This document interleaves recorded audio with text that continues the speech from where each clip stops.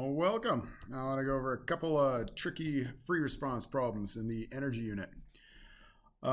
This one's a pretty fun one. You've got this uniform chain of mass M and length L hanging from a hook in the ceiling. Bottom link is now raised vertically and hung on a hook like that. So it starts off like this, ends up like that. And our first step for part A is we want to determine the increase in gravitational potential energy of the chain by considering the change in position of the center of mass of the chain. So we got a nice regular chain, so the mass is uniform throughout. So the center of mass is just going to be in the middle. So it's going to be at L/2 from the bottom when it's just hanging there. And if you think about it, once you put it up on the hook, like the center of the chain is going to be right here, which would be 3/4 from the bottom. This is L/2, and this would be 3/4L from the bottom. And what's the difference between, like, how much has it moved up? If it went from L/2 to 3/4 L, it's moved up by 1/4 L. And so our change in potential energy is just our change in potential energy, mg, times how much our height has changed, and it has gone from L/2 to 3/4 L. So it's just gone up by 1/4 L. So that is how much our energy has changed. Now, part B is a little trickier. We want to write an equation for the upward external force required to lift the chain slowly as a function of the vertical distance y.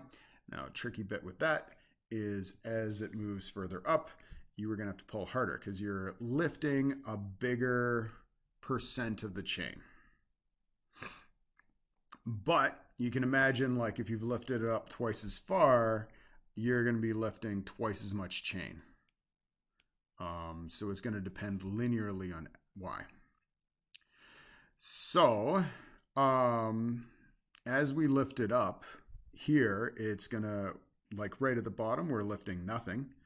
And at the top, we're lifting half the weight. The hook's going to be holding half the weight, and right before we stick the end of the chain on the hook, we are lifting half the weight because half of the chain is suspended below us and half of the chain is suspended below the hook.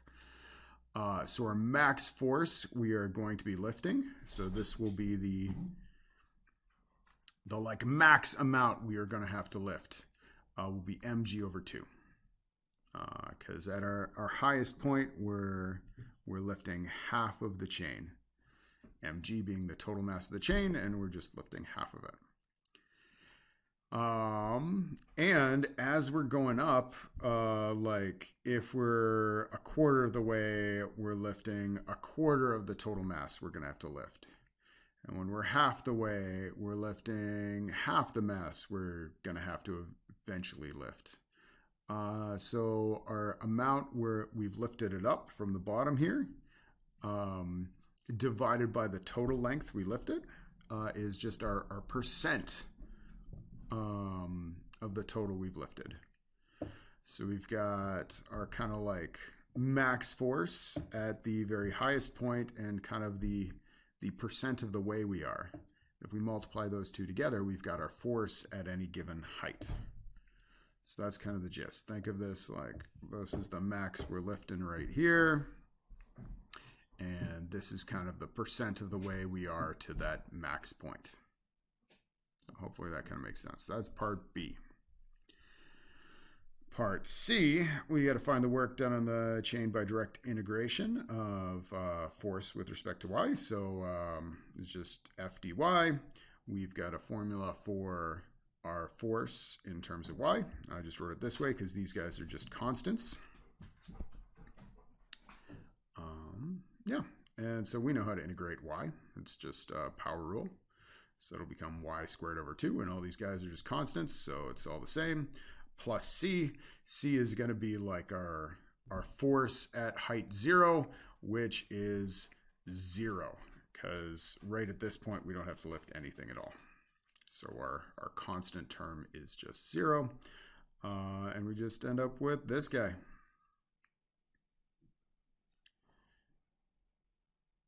So this is how much we increase our energy by lifting it. and we want to evaluate that at when y equals L. So at the very highest, so here's a formula that solves for it for any y value. So how much increase in potential energy as we lift it up. What happens if we stick L in there? If we stick L in there, we'd end up with this guy. We'd end up with mgL squared, because we're just subbing in L for y over 4L. And notice one of our L's cancels out, and we're left with, this is our total work done, force times distance. Now, hopefully that makes sense. The punchline to all this is our work, right? This is how much work we did, force times distance. So coming up with that tricky force formula and then doing this sort of almost tricky integration, we end up with this.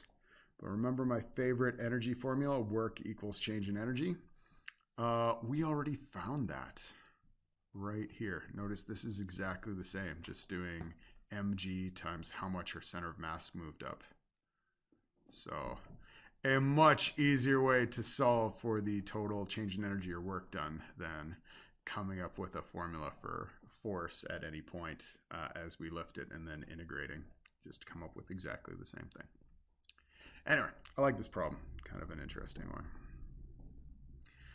Alrighty, next guy. This one is a little bit killer. Particle of mass m slides down from a fixed frictionless sphere of radius r starting from rest at the top. And in terms of mg, r, and theta, we want to determine each of the following. First, we want to figure out the kinetic energy of the particle in terms of all these things. Kinetic energy of the particle is just going to be how much potential energy we've lost, because this is frictionless.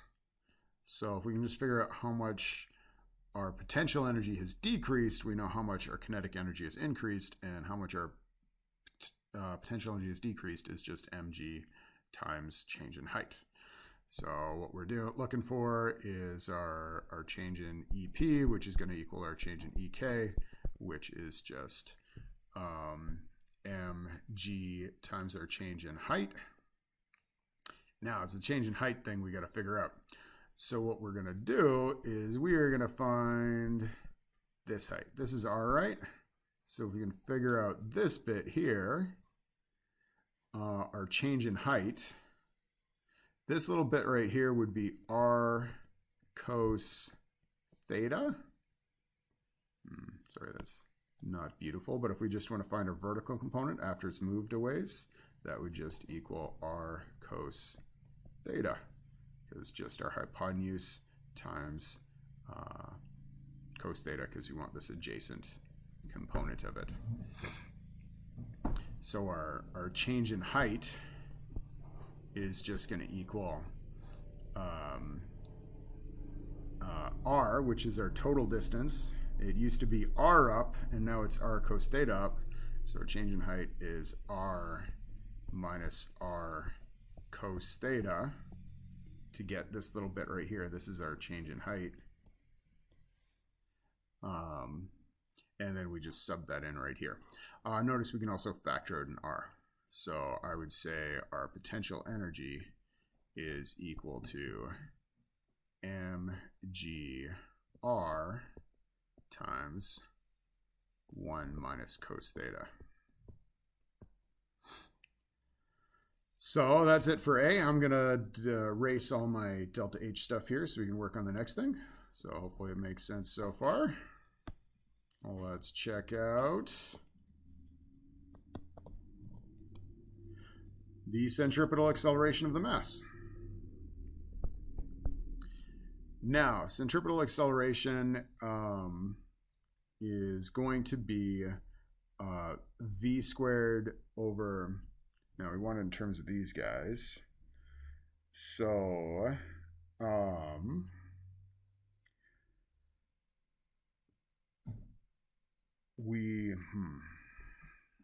couple different ways we could do this. we're probably going to need to use v squared over r. So what we really want to solve for is a equals v squared over r. V squared is going to equal our, why don't we see if we can solve for that? We're going to say our potential energy has become kinetic energy, so we're going to say mg delta h equals, or mg r times 1 minus cos theta equals 1/2 mv squared. We can cancel out our m's. And so we can say v squared equals 2gr times 1 minus cos theta. Just by rearranging this, saying our potential energy has become kinetic. So rearranging that, we just get this. And if we divide by r, that'll just cancel out this r right here. And notice our centripetal acceleration is always going to be 2, well, let's write it down so you can see it.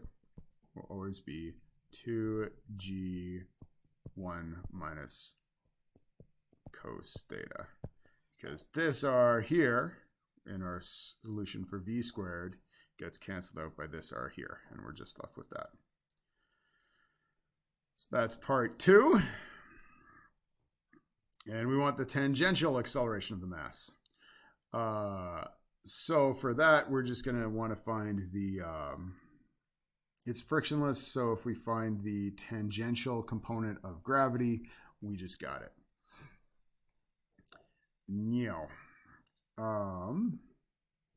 if we were to draw this kind of like it was an inclined plane, like we're used to, we'd start with gravity here, and then this would be kind of our acceleration perpendicular, and this would be our acceleration parallel. So exactly the same thing as we usually do with inclined planes with forces, except since there's no other forces and this is the net force, we can just divide everything by m, and it works out great. And just solve for accelerations here. Alternatively, we could just find net force and then divide by m, and we'd be good because we'd have a term in terms of m. Because the tangential net force would be just mg sine theta, because notice this angle right here is going to be equal and opposite to that angle because we kind of got a z going on right there. So we got the parallel component of the acceleration, and that's just going to be g sine theta. Nice and easy.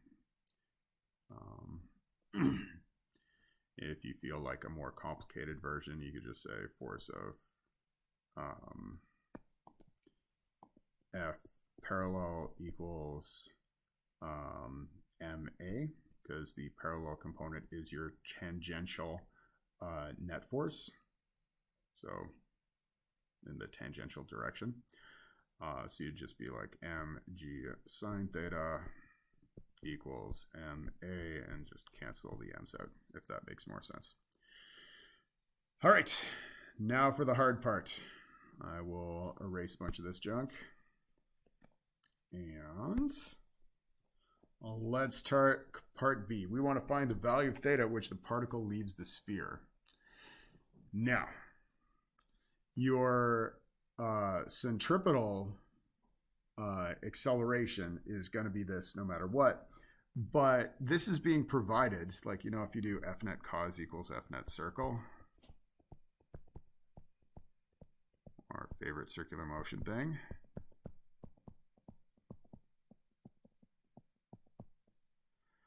This cos is going to be the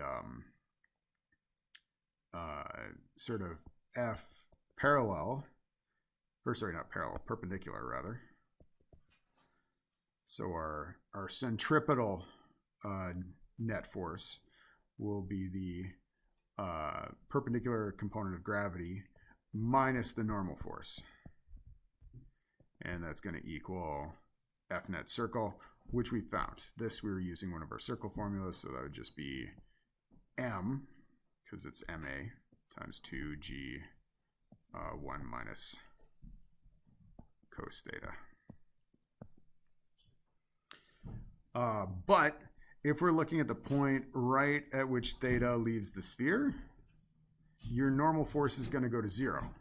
Like, there's going to be a point at which it's just like not even pushing down at all.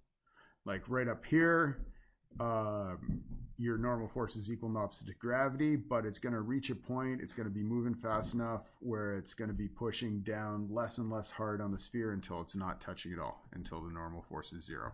So we are looking at that point, we're looking at the situation where the normal force is 0. And so we know the formula for F perpendicular. If you remember, it's just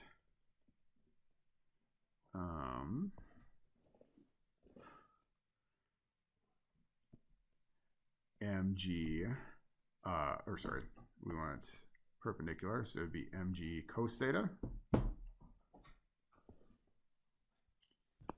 Holy crow. So it would be mg cos theta. And so we are going to get to the point where my dog attacks me, and it makes it very hard to continue with this, but she is very nice. All right, continuing along. So we got mg cos theta equals m2g 1 minus cos theta. And so we can cancel out our masses. We can cancel out our g's. And we've got cos theta equals 2 minus 2 cos theta if we feed the chickens. And so we've got, we can move this to the other side by adding 2 cos theta to both sides. And we got 3 cos theta equals 2.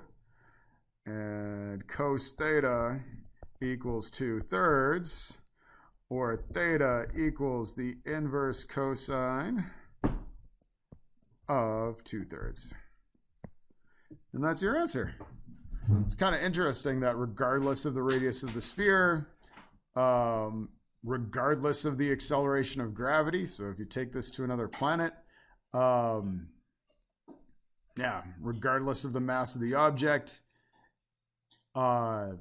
if you've got a frictionless sphere and something rolling off of it with no initial velocity, it will end up always falling off of it, stopping touching it right at this angle, which I'll leave for you to solve.